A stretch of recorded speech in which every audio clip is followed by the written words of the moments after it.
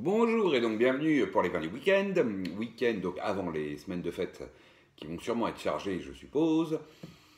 Qu'est-ce qu'on a bu de bon ces derniers temps? Eh bien, des vins qu'on a rapportés de Bourgogne, à commencer par un domaine que j'aime beaucoup, classique, le domaine Barthes, Marsanais, Clos du Roi, 2016, donc dernier millésime disponible, qu'on a rapporté de Bourgogne.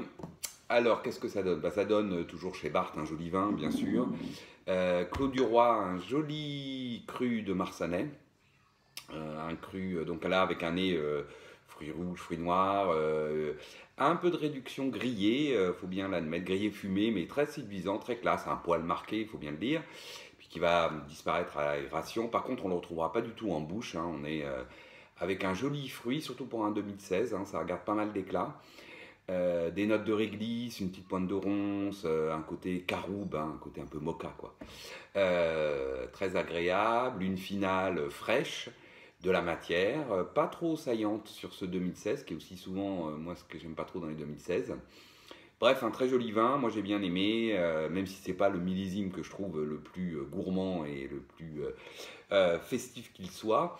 Il n'empêche que, comme toujours chez Barthes, c'est bon, quoi. Voilà, moi j'aime bien. Un joli vin, ce Marsanais Clos du Roi 2016. Ensuite, qu'est-ce qu'on a bu? Alors, on a bu ça. C'est donc un Nuit Saint-Georges, lait d'Amode du domaine Chantal-Lescure 2008. Alors, le nez il est assez végétal, on est sur 2008.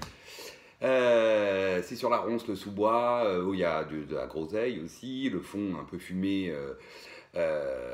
Joli nez, bouche par contre, oh là là, tendue, droite, presque vive, mais la matière qui enrobe suffisamment.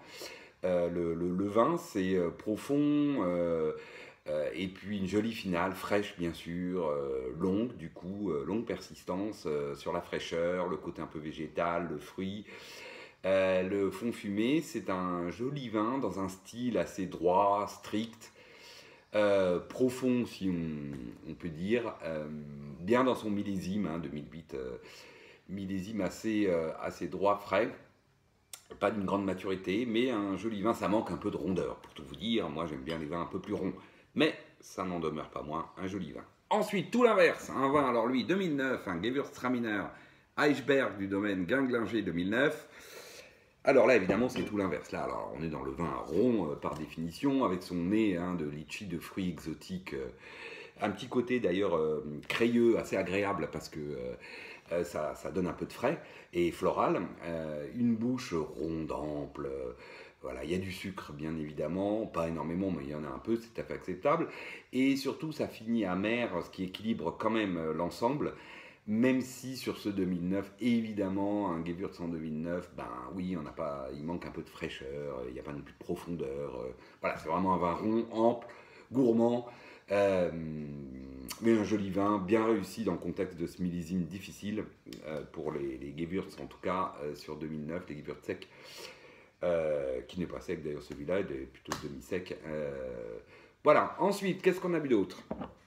Ah oui, alors un autre 2016, cette fois un Volnay Cailleray du domaine Reburgeon-Mur. Là, bon, c'est un très beau cru chez Reburgeon-Mur, ce Cailleray.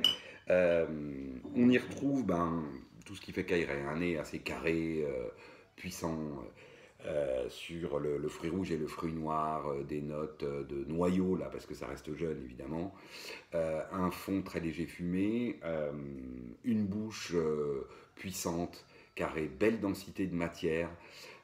Il y a des épaules, c'est droit, ça défile, comme ça, c'est puissant. Et là, pour le coup aussi, la matière qui est dense, elle est bien enrobée. C'est frais, c'est très frais, mais c'est bien, ça enrobe bien la matière.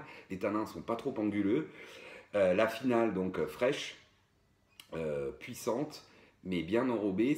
Moi, ce vin m'a fait penser un peu à un 2002 dans le style. Si mes souvenirs sont encore justes, j'avais dû commencer à goûter les 2002, tout début de ma passion pour le vin. C'est le premier millésime, je pense, que j'ai goûté sur fût, sur bouteille, ou tout juste mis en bouteille. Et ça m'évoque un peu ce millésime-là, là, sur ce vin-là, parce que pour les autres 2016, voilà, je trouve que les tanins sont un peu plus saillants, la structure un peu plus marquée, même si là aussi elle est assez marquée.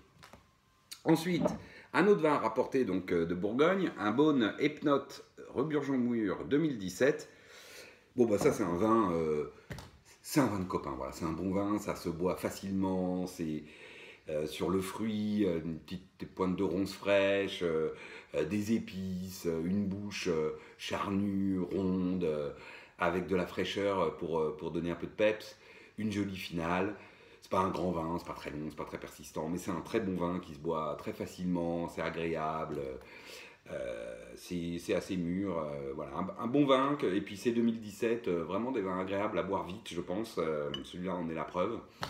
Ça se boit tout seul. Ensuite, un petit Bordal, hop, Malartic-La Gravière 2004, encore Pessac-Léognan.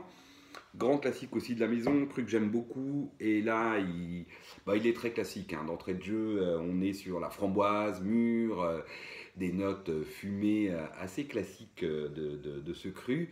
Une pointe de cuir animal, parce que le vin, ça y est arrivé je dirais à maturité. Une bouche droite, bien enrobée, charpentée. Bon, pas énormément de profondeur, c'est sûr, et puis surtout une finale dans laquelle on sent l'empreinte tannique un peu rugueuse, je dirais un peu rustique, voilà, la limite du millésime 2004 à Bordeaux.